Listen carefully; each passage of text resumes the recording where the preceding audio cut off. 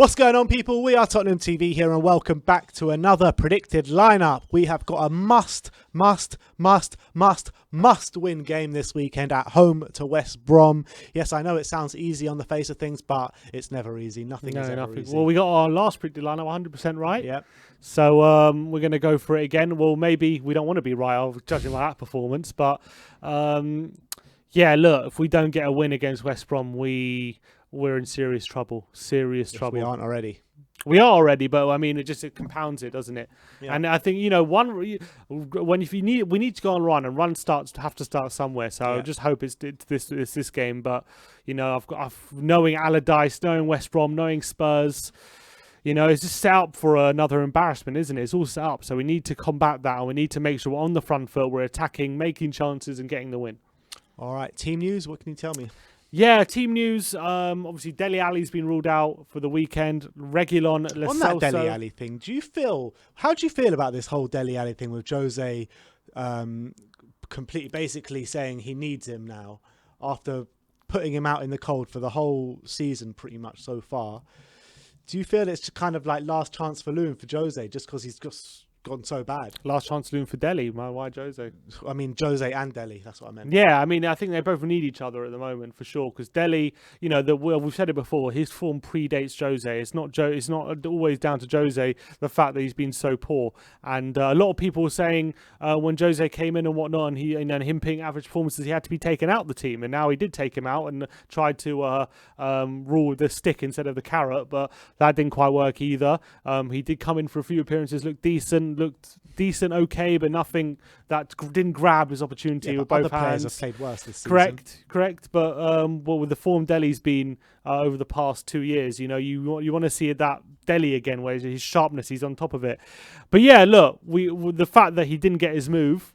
I think Jose wanted to nip that in the bud, didn't he? He didn't want that to be a situation where he's moping around and stuff, and he wants to get involved. To me, he's actively tried to sell him pretty much 2 days before he comes up with what he said, and it's like Jose's coming back on his. I don't think he actively. I disagree with that. I don't think he actively tried to sell him. I think he wasn't using him, and Levy said, "If do you have any objection to him leaving?" I don't think he did, but I don't think he was like, "I don't want him in the team, getting rid of him." I don't think it was like that. I'm not sure. I don't think it was like. I think Dele wanted to leave because he wasn't getting the game time, and Mourinho was happy for him to leave. But I don't think Jose was shifting him off. If you know what I mean. I think it's a bit of a slight difference there, but. What I would say is, I think we need him. We do need him the way we're playing at the moment. Even if it's just, if he doesn't play well and comes up with a moment, we need that at the moment because we're not coming with any moments at the moment. Right, what's the other team news? Reguilon, still injured. He's going to be out till probably the end of February. Lo Celso is out for up to another month, which is a massive blow.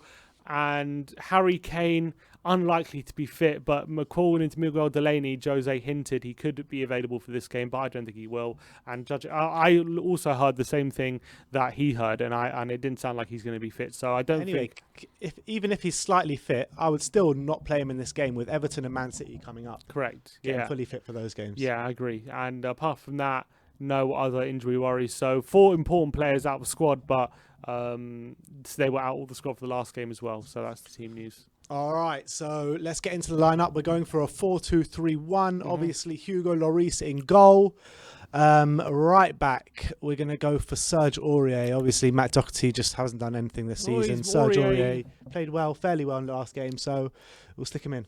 I think he was one of the very few bright spots against Chelsea. I thought he actually played a pretty decent game on his return to the side. And also, I don't think this is a time to start resting players for other games and whatnot. I know we've got Everton in a few days' time, but we need to it's imperative we get back to winning ways in the league straight away. We can't be resting players for this game and that game. Each game is as important as the other. So Aurier starts in this one for me. Left back, only one option, that's Ben Davis, so he comes in. Yeah, Ben Davis for me. The only other option I'd consider is Tanganga. Maybe you could do that whole lopsided thing where Tanganga comes in and makes a back three and Aurier can go forward. That's the other option because he has been so poor, Davis, that I would consider taking him out. He does need a rest. Yeah, I would consider just giving him a 90-minute break and just take him out the firing line. But he is our only proper left back, so I reckon he'll just go with him again. All right, right side of the centre backs, we're going for Toby Alderweireld to keep his space. Yep. How do you assess his performances over the last couple of games? I don't think he's been the problem. I mean, he's not been amazing. I thought first half against Brighton he looked really off it, but then second half against Brighton he really turned it around and actually had a pretty decent game in the end. Against Chelsea, I don't think he did too much wrong, but again he wasn't exactly dominant. So look, at least he's not making unbelievable screw ups, but he's not exactly been a stalwart either. Yeah. Left-hand side of the centre-backs, we're going to keep the family, Phil, Eric Dyer. Yeah, I mean, look, does he deserve it? You could probably argue no after that performance, but I reckon... You can't keep chopping and changing your Yeah, centre-backs. it's too much changing. We need a bit of stability again, so hopefully he just try and keeps it, and hopefully they can play their way in through what they've been doing. I can see the temptation to put Rodon or Sanchez in, but I think just keep Dyer for now. All right, and in the midfield, Le General, Pierre-Emile Højbjerg. Yes. Obviously, has he been ever present in the league this year for us? I don't think he's missed a game. Yeah, He I hasn't don't missed think, a game, I has don't he? think he's missed a So, game. yeah, I mean, he's having a great season, albeit wasn't that good against Chelsea. Alongside him, we're going to go for Tanguy Ndombele in the double pivot. Yes, that's why I'm sorry. I want to see Tanguy in the double pivot already. I can't be bothered for Sissoko or Winks anymore. I want to see someone with real Sorry, say that quality. I can't be bothered for Sissoko or Winks anymore Hey! in the centre. I want to see someone with genuine ball carrying quality in the centre, being able to hurt the West Brom central midfielder, not just him in the number 10, easily snuffed out by their defensive midfielder. I want him in a position where it gives them something to think about, and then all of a sudden, if they have to come out to our centre mid, it leaves a lot more space for our attacking players. And we know he has the ability to resist a press, to carry the ball forward into the attacking positions, look for a through ball, look for a pass into the attacking players, and that's what I want to see. I want to see a bit more attacking intent, and I don't care. I don't want to see Sissoko there. I do not want to see Sissoko because we all know what's going to happen. If Sissoko plays there, there'll be zero creativity and there'll be nothing. West Brom will shut up and it'll be the easiest 90 minutes in the world for them. So I don't want to see that. I want to see Ndombele. And if not Ndombele, I want to see Winks rather than Sissoko, personally. Yeah, I agree with that. And Ndombele is going to be so important. We just need to be on the front foot from the minute go. Correct. From the get-go. Left-hand side of the attack, Heung-min Son. Yeah. Look, there's no two ways about it. He has been poor the last few games. He needs a goal to get back on it again. Yeah, he needs a bit of confidence. When was the last time he scored a goal? I know he got one ruled out against Liverpool. I can't remember the last time he scored. It was against... did he get one against Sheffield United? No. Kane got one and Ndombele. Did he get one against Fulham? No. Was it Leeds? I can't remember. The last time Son scored a goal. Leeds. And that was 1st of January or 2nd of January or something. Yeah, 1, 2, 3, 4, 5 games without a goal now. Wow. So he really he needs a goal to get his confidence back. All right, and number 10, we're going to reintroduce Eric Lamela. Came on against Chelsea and was probably our best player for the last 15. Yeah, get him in the number 10 position. He looked our most creative player. And although, hopefully, when him and Lucas came on, Lucas was in the middle and Lamela was out on the wide. Yeah, I think they were kind of rotating a bit. And I think I want Lamela in the team. And look, I don't think he's the saviour, but I think he's better than it. He's showing more than anything else. And I think with Ndombele in the pivot, Lamela there, but we should have enough hard working to get track back and be defensively solid, and also a bit creativity going forward. So hopefully that should be the case. And on the right-hand side, we're going for a surprise start for Lucas Moura ahead of Steven Bergwijn. Yeah, Bergwijn hasn't really shown enough in the past few games. Has Lucas, whenever he's come on? No, but I think Lucas hasn't got a start in a while, and he came on and he had a shot against Chelsea. That's what it's come to. Well, we see he had a shot, so get him in. I think Bergwijn probably could do with having a game out of the lineup. So I reckon I just have a feeling it's going to be Lucas in this one. All right. I mean, and obviously Bale, he doesn't seem happy with Bale at the moment. No, he doesn't. I don't think Bale gets a start. All right, and then up top, Carlos Vinicius.